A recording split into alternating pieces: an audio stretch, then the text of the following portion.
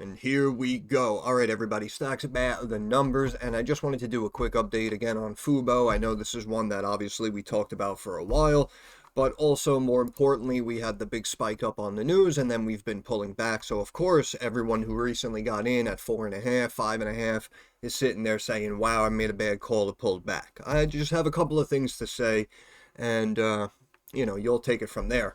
But basically, Fubo TV right now, FUBO here on the New York. Stock took a big hit today, 14.33%, pulling it back to around the 380 level. You can see after hours sitting flat at 380.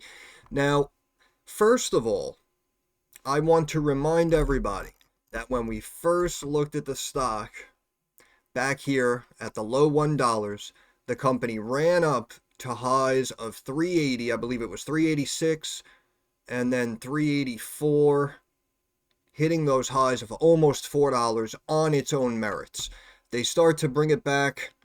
We had news of the lawsuit. You can see we pulled back, and we've just kind of been flat. This was the first preliminary result, obviously, that went in Fubo's favor, spiking the stock up from the ones into the about 220 level, 218, I'm sorry. And then you can see we channeled down tightly, and then we got the news of the merger between them and Hulu. So now again, this is the play for the longer term if you did want to hang on. So I just go back and I look at those 380 levels where incidentally we're at right now. And I just wanted to remind you that before this news came out, this stock got to those levels where it's currently sitting at right now on its own merits. Since then, the company has more times than not come in above analyst expectations. They have been growing subscribers. They have been growing their revenue on the path to profitability like we heard about. And now you have the Hulu Plus business as well. And of course, all the Johnny-come-latelys, I'm sure you've seen a lot of videos over the last week or so since the news came out of now people want to analyze Fubo, right? And they want to bring up, oh, look, 6 million North American subs from Hulu Plus, right? So now it's on their radar. But again, I just mention all that because this company, in my opinion, should have been at those 380 levels that it hit. And it should have kind of held that value at least above 2.5 to 3, in my opinion. So this, after it pulled back, was essentially a gift. And basically,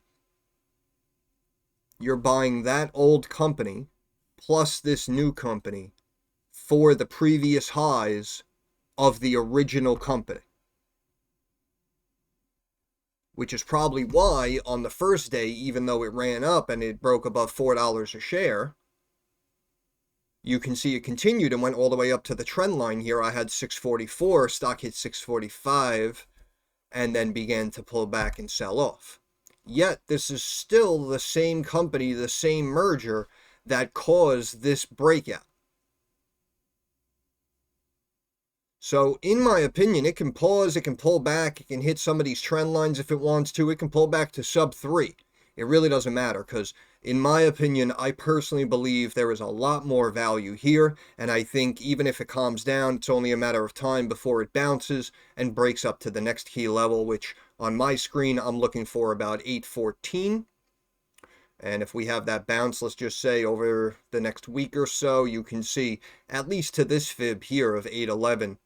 I think that's conservative. Again, I think that's conservative. So you're really only upset at this situation if you got in recently.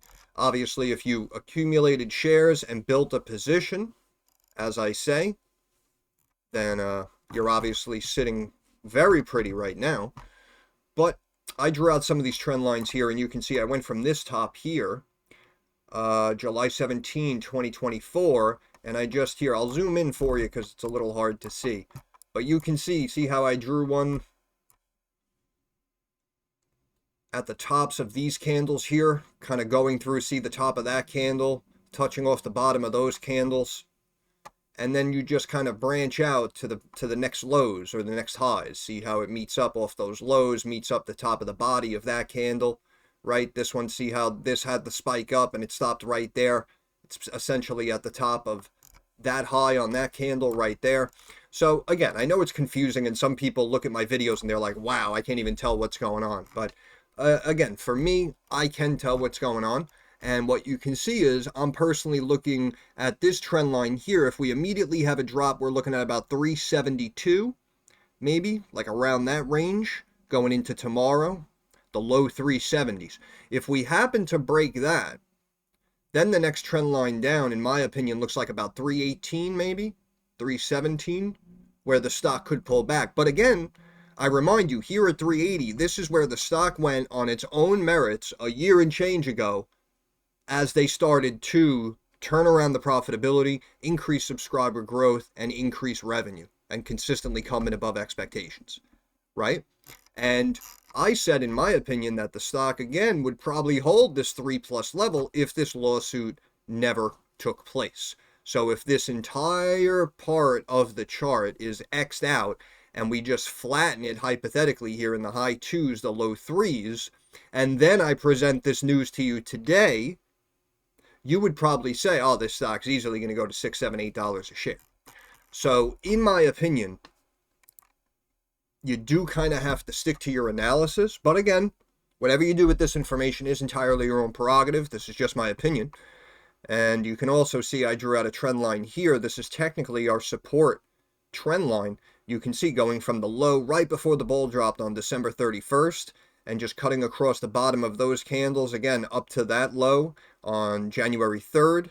And then we had the big pop up, right? So technically this is our support level, which again means we can come down here to the 370s, then we can slowly bounce up to 4.5 here to this trend line, then we can possibly reject, come back down to this trend line, 3.25, right? We can have a bounce here, 390, come back down to support, and then bounce healthily. So, you know, the problem is, it was overdue, in my opinion. This was a long overdue move, and of course this announcement obviously was viewed positively.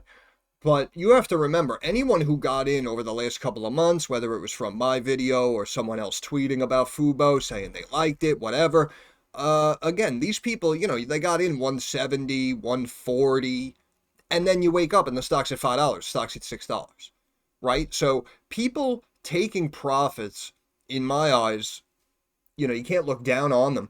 But also at the same time, look at the volume coming in on the news and look at the volume trickling out over about the last week, week and a half. So in my opinion, the majority of this volume seems to be held right now. Because if people believed in Fubo, and on the flip side, people believed in other apps like Hulu, well, now they're combined. So people might be looking at this saying, yeah, I'm going to give it a year or so, and, you know, the stock's going to be $9, going to be at $10. So, in my opinion, that's the way I'm personally looking at it. If you do look to take profits, or if you did take profits, again, I don't know if anyone could really get too upset with you. And remember, people may have bought in. We started looking at it here, like early 23. But remember, people may have bought in like here. Right? So if they got in at like 270 and they saw some moves, gave it away, saw positivity, and then it did nothing for almost the whole year, then yeah, it's understandable if they take profits. But the RSI, I mean, technically was a little overextended, but again, I mentioned that in my opinion, this is now a pure fundamental play. It really doesn't have much to do with the technicals, but traders will always use the metrics that they want to, that they have success with, obviously, to go in and go out. So as I said, if they played the climb and then they saw the softening coming, then they may potentially look to re-enter, maybe down in the low 3s like we were looking at some of those trend lines. MACD potentially curling, and this is why, again, in the technicals, we could have a slow bleed to where we meet up and then bounce. But in my opinion, I still see value here. I do still see value, and again, we're talking about $1 billion and change. I mean, that's nothing. Took ASTS to over $7 billion. Company has no revenue. So again, with something growing like Fubo, and now you mix Hulu Plus in with it, I mean, you know, you can make the argument 5 billion, 10 billion market cap, right? Really shouldn't be an issue. But again, that's just me. Full disclosure, I do have a very small position in Fubo. This move did not change my life by any means. I know you guys always think that way, and rightfully so, of course, because everyone always tries to pull a fast one. But see how it kind of see how it kind of came back down to this top Bollinger Band here, 364, right? So that's what I mean. The stock technically hit 378, but if we come in, right, we can see 364 is like just below our trend line there. So we can have maybe one of those flash breaks and then a bounce. Because in my opinion, I think it wants to go back here to this 200-day moving average.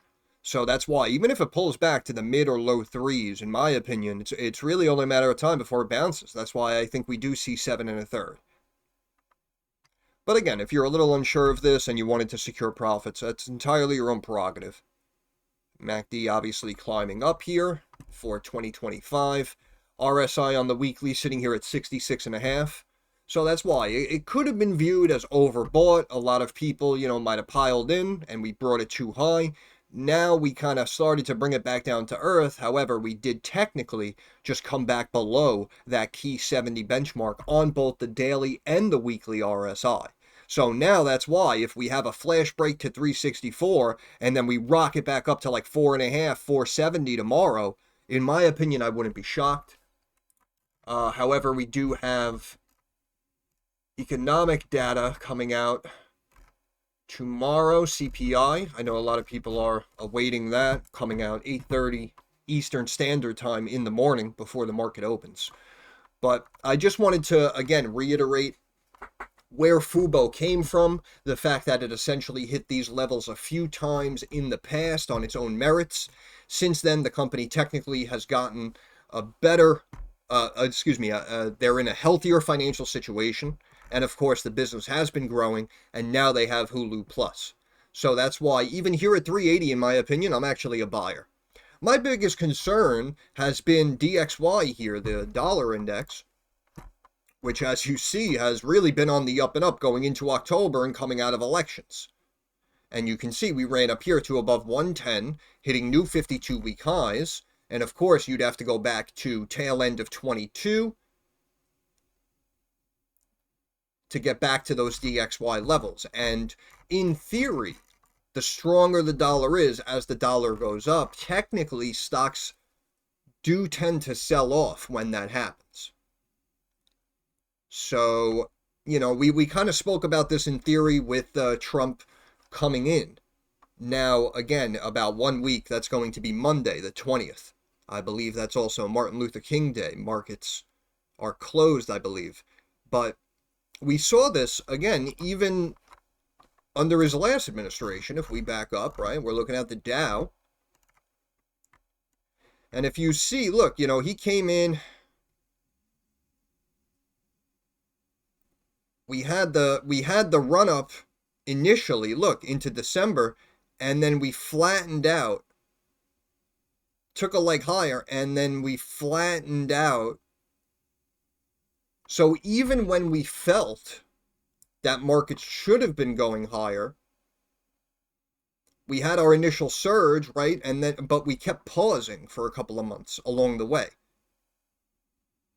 And then I remember in 2018, we had the big drop down. There was the conspiracy, supposedly, about people on the other side of the fence, politically, that were, shorting shares, betting against the market, even though everything was good. And then, obviously, we stormed back throughout 19 and going into 20 until we had that fiasco. But, the main point was it's not always instantaneous. And we do have these pauses. And also, I want to remind everyone that, again, we went through the lockdowns, and we can see here was November of 2020, election, well, technically it got certified January of 2020, 2021, excuse me. But you can see Dow was sitting here 30,000 and change. And we immediately ran up to 37. Right? We had our sell-off, and then we bounced, and now we recently ran up to 45,000. And again, that was technically, oh no, that was after elections. But even before elections, you can see we ran up to 43,000 and change. So that's why I kept saying that if the dollar weakened and GDP numbers were down, and we were dealing with the migrant crisis and all of this. You know, the entire time the markets were up 40% over the last couple of years, which is why I said, in my opinion, technically on paper, somebody like Trump will probably be very good for markets, as we saw throughout 2016 to 2020. But also the fact that we went on this massive run, this is why I speculated and floated the idea that if markets do actually sell off or begin to correct and show some weakness inside of the next 6 to 12 months, it actually would be justified, in my opinion, and it would make sense, especially if the dollar continues to climb and remain strong. So something to keep in mind. I mean, technically, if markets do pull back like that, you will most likely see the pullback in the stocks that ran too quick, too much too quick, right? Something like a Palantir that's been pulling back now, chunking down, right? ASTS, again, perfect example, right? Something like that will have the pullbacks. Something like Fubo, of course, could drop from 380 down to 280. But the fundamentals technically are there, which is why something like Fubo, in my opinion, won't get decimated if markets do pull back and correct, and will eventually bounce and regain value. So that's why, again, I was very weary of these markets just continuing up and hitting these highs, because it didn't seem fundamentally justified. So that's why now moving forward, I feel under Trump, I feel fundamentals are going to play a key factor. And on earnings releases, like we saw, you know, over the last year or so, like when we would talk about like other tech companies, if they slightly missed earnings or if they reported mixed earnings, but they, you know, mentioned buzzwords like AI, you know, the stock would see a 5-7% jump after hours, even though earnings were kind of mixed or they might have been light. And I think that that kind of reaction is now old news. And I feel like regardless, it doesn't matter if it's Apple, Nvidia, any of these big tech names, if they come in light or if they report mixed earnings, if they lower guidance, regardless of what they say on the conference call or what buzzwords they want to use, I think that negative and mixed earnings are going to drive stocks lower, and the companies that have been beating more times than not, that's where the value is going to be, in my opinion. Even if markets flatten out or potentially start to pull back 10-15% over the next several months. So, going off on a tangent like I always do, but that's pretty much everything I wanted to say about Fubo. I just wanted to show you guys those trend lines. And of course, if we check the pivot points here, we can see this highest pivot point going back to the month of September is just below 2 3/4. So that's why I said, again, something here at 380, Fubo could pull back to 280, right, which is almost near this pivot point. But then, again, in my eyes, it should bounce and keep going up. So it really depends on how long you want to hold it, when you bought it. We can see now on the weekly, we have a pivot point here of 404, which is, again, why I said if we see a flash crash down to like that 364 mark, and then it bounces and rallies back above 4 to 420, 4.5, like, in my opinion, that would make sense. We also have a previous pivot point here the year prior, looking slightly above 4 as well. So we can continue to pull back, but I do expect a big bounce. That is my opinion. And that is pretty much it. I don't believe we have any news. Sell shares. All right. I mean, I don't know if I really blame them. Stock just, you know, rallied 300% real quick, so kind of understandable. But again, overall, looking at the volume here, in my opinion, I think most people are hanging on. And now that they waited for this drama to kind of clear up here with the lawsuit, now that cleared up, and now they have the news with the Hulu, this is why I think a lot of people piled in, and these people now are planning to hold for the next 12 to 24 months, in my opinion. And I think personally, I think this eventually gets to double digits. Again, you guys know I try to be conservative, when I give out my personal price targets. And that's why on this news, even when it first came out, I said, oh, $4, $5 should be no problem, right? But realistically, in my opinion, 7, 8, I mean, I said that even back here.